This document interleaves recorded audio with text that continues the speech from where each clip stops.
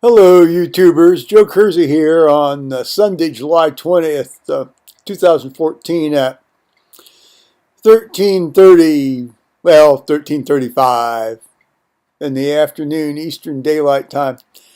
Now, I wouldn't be a true YouTuber unless I remarked on my appearance. I comb my hair. That's how I do my hair. You know, I I made sure that my eyebrows weren't hanging down in front of my eyes, which they can do now since they decided to grow back. That strange damn alopecia that's been afflicting me for about the last 10, 15, 20 years, particularly on this side, seems to have stopped. That wasn't helped by that woman barber that unbidden and unasked to do, chopped off the better part of one of them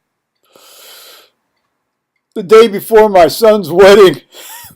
you know, on, on August, he got married August 2nd. I got my hair cut August 1st, in 2003.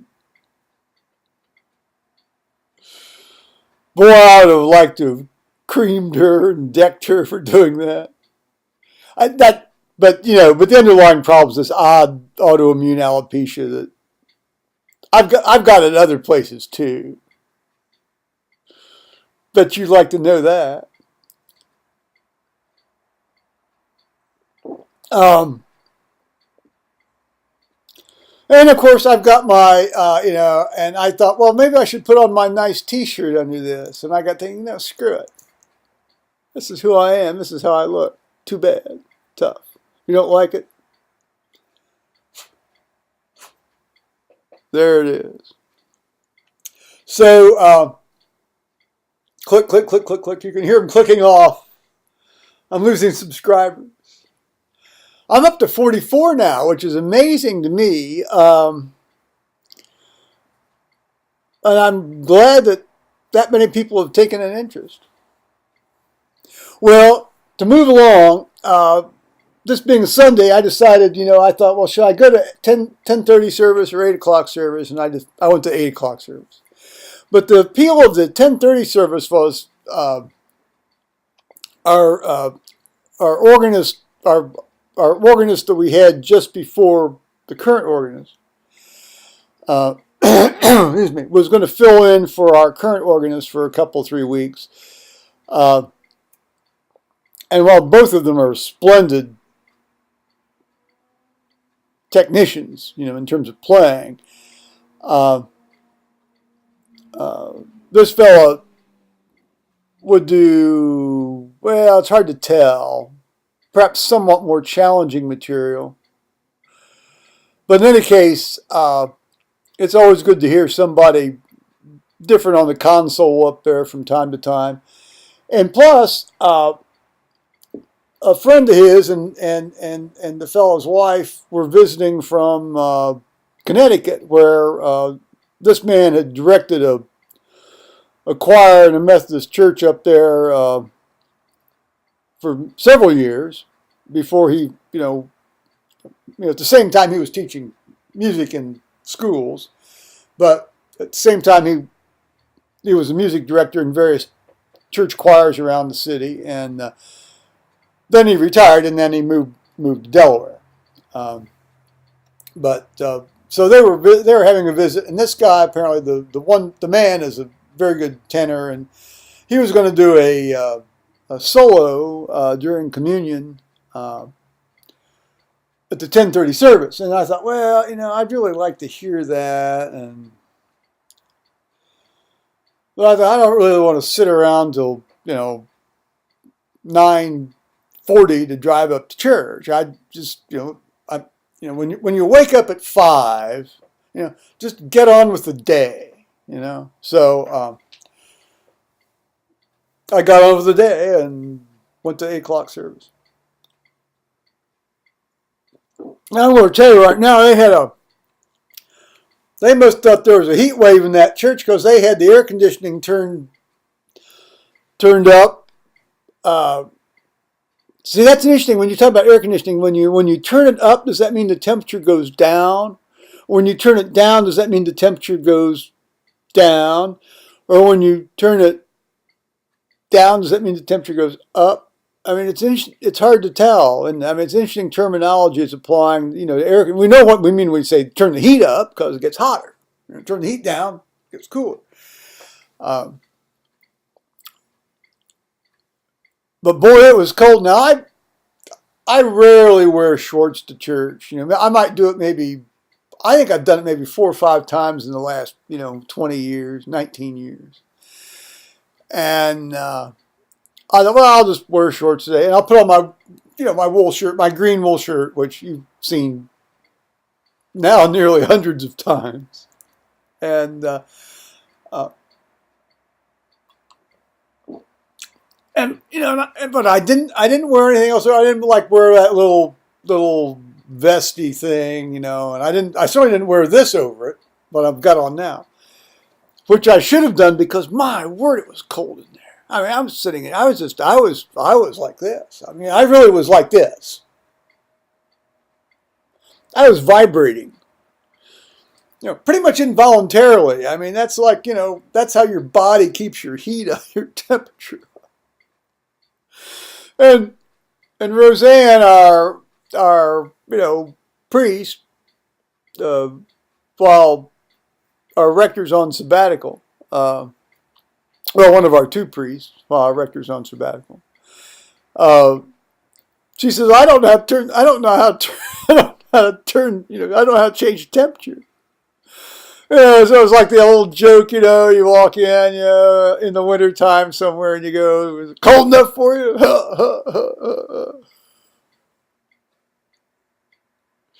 Yeah, it was plenty cold enough for me.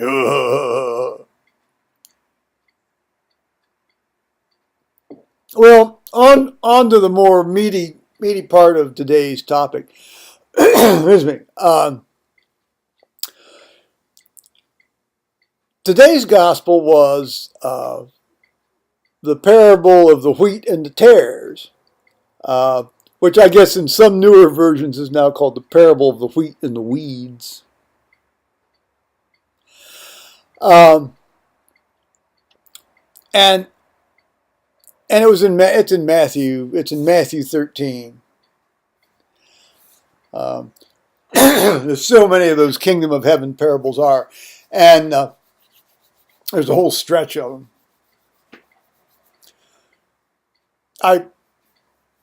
Now, leaving aside whether I find that to be one of my more favorite sections in the New Testament.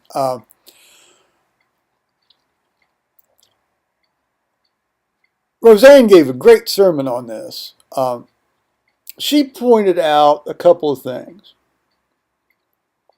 One, the underlying assumption in this parable is that people come, basically they either have a one nature or good nature, they're either good or they're bad.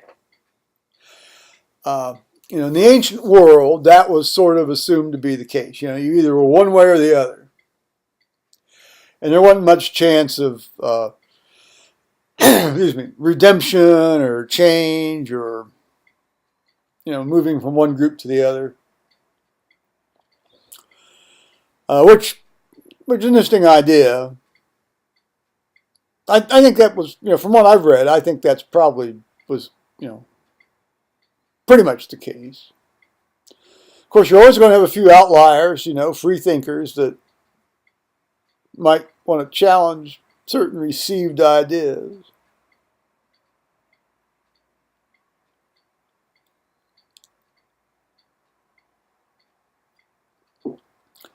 And then the other thing she pointed out was that when the parable was more commonly, in the King James Version called the parable of the wheat and the tares, is that tares actually,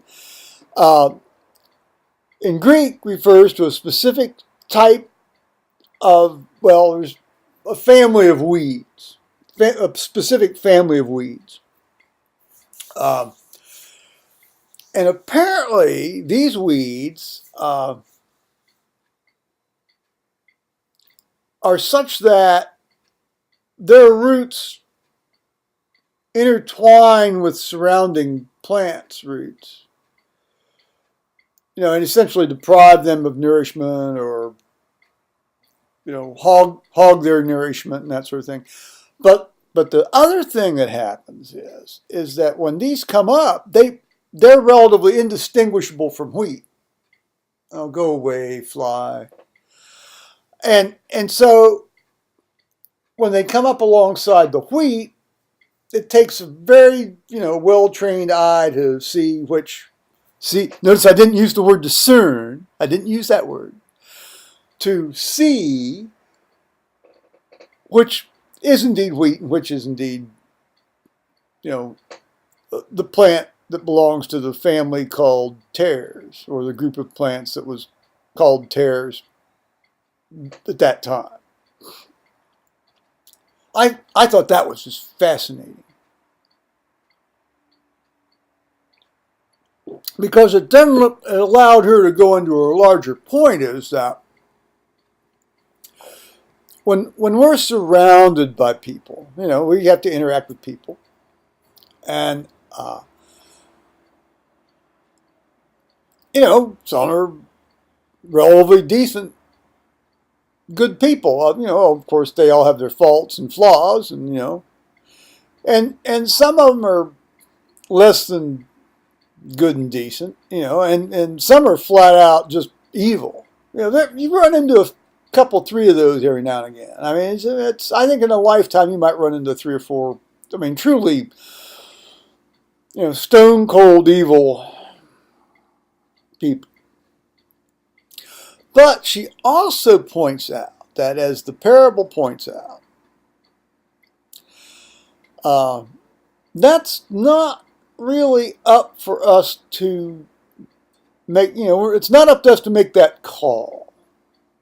Because Jesus said, at the end of the age, God will make that call. God will figure out who's, a piece of wheat and who's a weed, a tare, if you will, and separate them.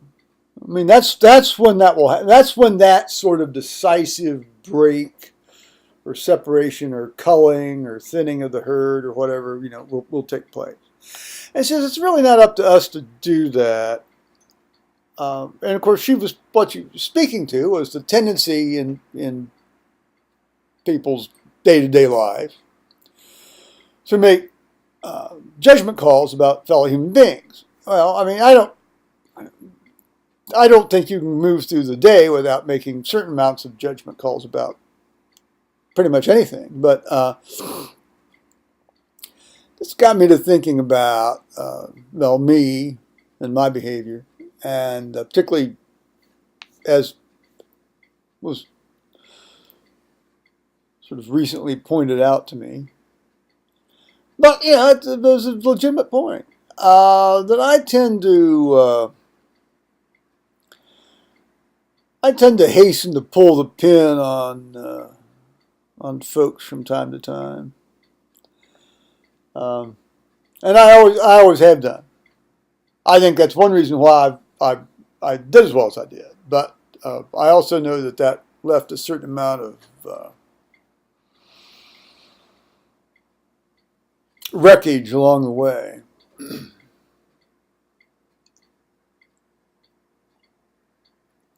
So it was a bit of a humbling message today. When Thomas was a smaller guy, I think the last time I did this might have been about when he was 4 or 5. When he was getting way out of line, I'd go over and give him a flick on the ear. And I'd say, that's what you need to think about. Well, a lot of times God gives you a flick on the ear. And I got one today. I appreciated that. I appreciated hearing that and having to think about that. And I'll continue, obviously, to continue to think about it.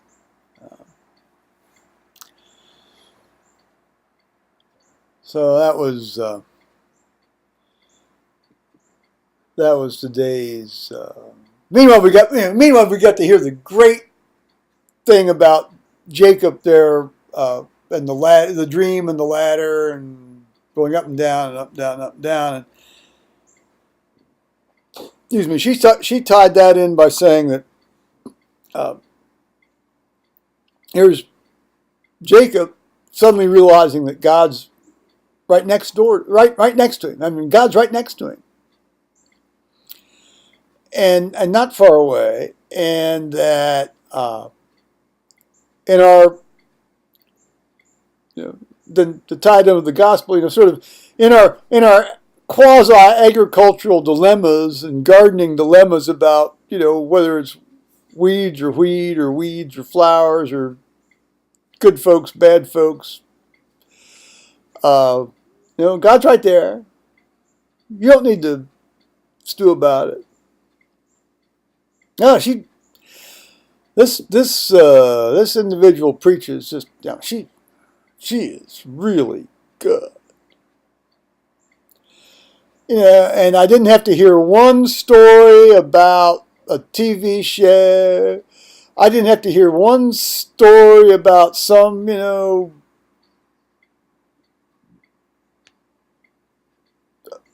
woman in Houston that had to write a poem about her mother.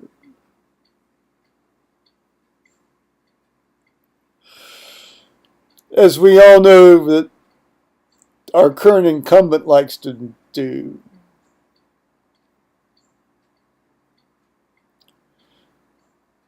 Well, you have to preach the way you have to preach, don't you? I guess I have to say what I have to say on YouTube the way I say it on YouTube, don't I?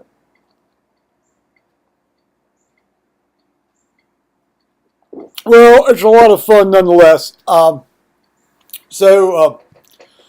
Thomas and Kelly and Carter, by the grace of God, are nearing the Outer Banks for their week-long vacation. They stopped over in Lewisburg, West Virginia last night at the Quality Inn, just off the interstate.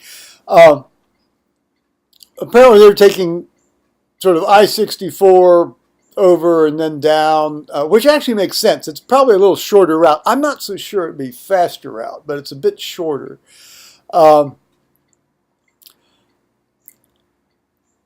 It's certainly a prettier route in a way. I mean, that I-64 jaunt from sort of that Charleston cutoff over down through, you go over and you go through White Sulphur Springs and you go down and it's like through Lexington and so forth. It's in Virginia. It's a beautiful drive, and there's this one stretch of mountain that it's about 18 miles. Well, if you're going east, it's downhill, and if you're going west, it's uphill, and it's like this steady uphill. I drove the Blue Ridge Parkway the better part of its length one year, and got on 64 there just before you really got into the serious mountains, because I'd gone up and stopped in Lexington, Virginia, to see Washington and Lee and the Lee Chapel and VMA, that sort of thing, and you hit the stretch, and I had the Mercedes 300 SD at the time, and this thing, and they have 3 lanes so that the faster ones can pass, and you have the trucks. So it takes a while for those trucks to go do that slog, because it's a steady slog. And I found myself in the far left-hand lane. I was going 75 miles an hour. I was in this Mercedes, and it was doing what it was designed to do. And when it would do that, when you got past a certain speed, you could feel the wheels sort of camber out, and the thing sunk down closer to the ground. Ah, what a feeling. Of course, I thought the thing might overheat because it had a bit of an iffy cooling system in that thing, but no, it didn't. I missed that car, but I sure as hell couldn't afford to maintain it. Can't drive it in anything over an eighth of an inch of snow either, so there you go.